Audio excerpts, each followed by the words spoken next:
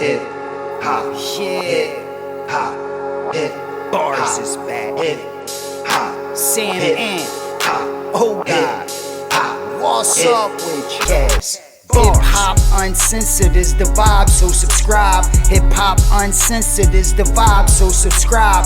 Oh God, driving Sam and riding passenger side, and you heard it out the mouth of the greatest rapper alive. Hip hop uncensored is the vibe, so subscribe. Hip hop uncensored is the vibe, so subscribe. Oh God, driving Sam and riding passenger side, and you heard it out the mouth of the greatest rapper alive. Yeah, I said, oh wow. You know, you talked about a lot of crazy things getting thrown around after his death, and obviously this internet shit's a gift and a curse. And one of the curses about it is people getting to say whatever they want. And one of the crazy rumors were that you and Big U had something to do with Nipsey's unfortunate murder. Now, we had the pleasure of having Big U on about a year or so ago now. We asked him that very question, and he brushed it off as crazy as it sounded, and saying just even how you could have anything to do when you was sitting right there and you watched the brother's last breath.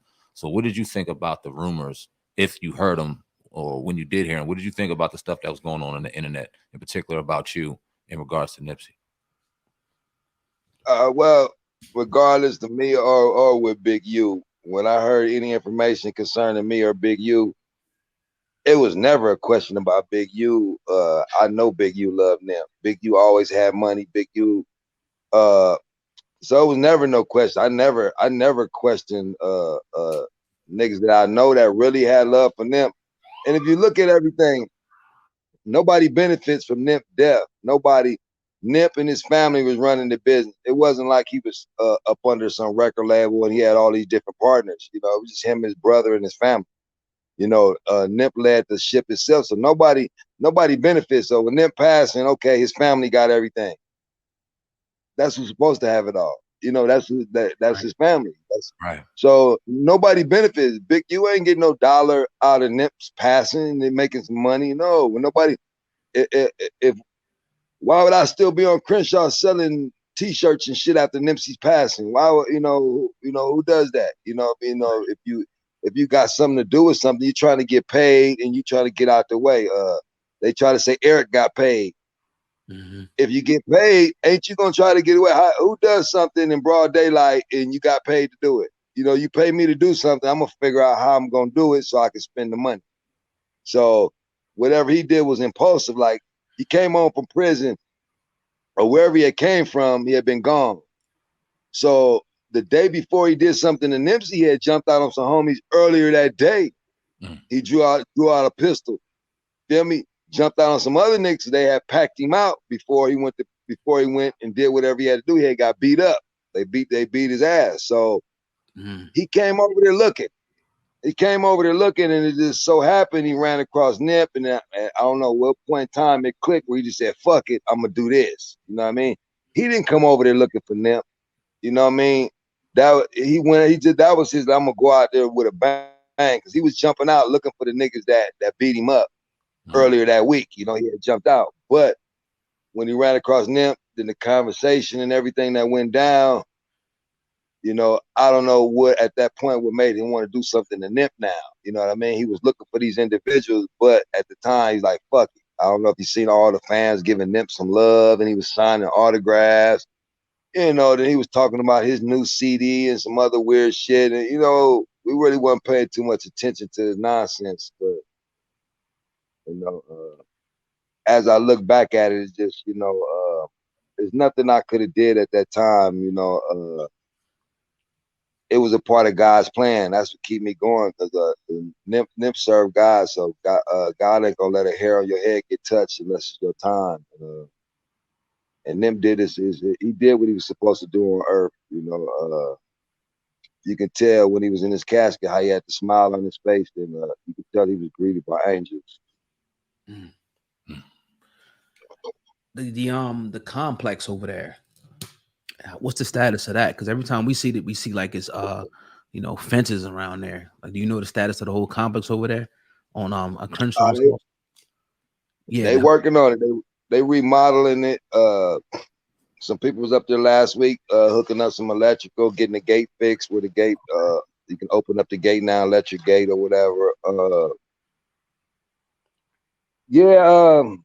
It just ain't the same for me no more.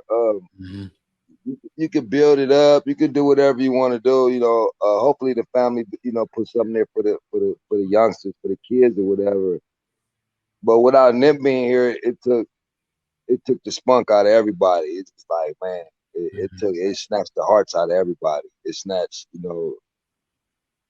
It ain't the same. No, the money don't matter. No matter how much. I think I might have made over $1 million in like 1 year.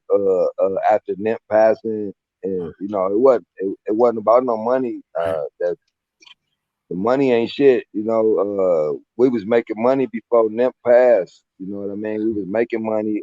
We was making money before Nip. You know, the 60s been rich rolling. You know, we've been having money. You know, I had money, I lost money, had it again, lost it again. You know what I mean? So it was never about the money with us. You know, we accustomed to money. You know, like I said, I grew up in Winter Hills. My stepdad was a lawyer, my mom a real estate broker. So we were accustomed to having money. We wasn't, like I said, it wasn't never about the money.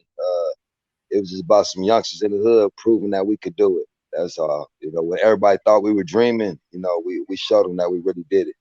Right. Can you give us an update on Black Sam? Nobody's heard from him. Obviously, we understand why. I don't think I would want to speak either. You know what I mean? If I had to, you know, be around and witness something like that. Give us a status on how Black Sam is doing, if you can, please. You know what? Nip was the glue. So, you know, after Nip's passing, me and Sam hadn't really been in contact too much. Like after the funeral, it's been a kind of that was kind of like a breaking point for the whole team. You know, everybody took a break. Most of Nipsey's original team came back. I was one of the ones that didn't come back. You know, like I said, I did everything for Nipsey and Nipsey only. So, but as far as Nipsey's original team, I'm still in contact with a few of the team members. But the Melrose store will be opening soon, like any day. I think they just announced it on the 19th. It's coming up. The Melrose store is opening up. That's the or it's the dispensary that's opening up. So Black Sam thing was the dispensary. So the Marathon trees and all that stuff, that's all Black. That's his little baby right there. Nip was the music. Black, he wanted to get the little greens, the Marathon OG. So he's pressing forward with the Marathon OG. They got another store on Melrose, which all the workers, they're already there working. They've been working for the last few months. So I would imagine he'll announce the grand opening of that soon. The original Marathon store, something's going on. Something's going on. You can believe that because I've seen the workers popping up and I'm seeing shit get done. So whatever Black Sam and the family got in store for us, we're gonna see. But ultimately, it's up to Black Sam, and his dad, and mom, and everybody. Whatever they decide to do. But you know, my love for it is not there no more. Like I said, I did it all for Nipsey. And I did it for Nipsey only. What the trial?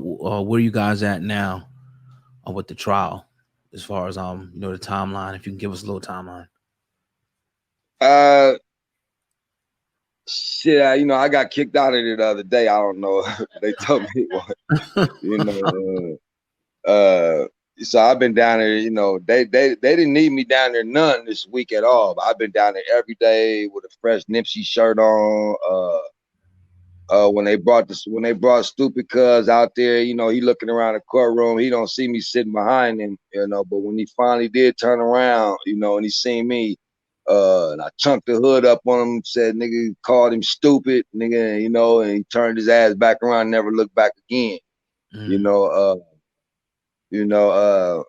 like I said, yeah, you guys don't know where my mind at, and you know, like I said, it's a long trial. It's a long trial. We got a long way to go.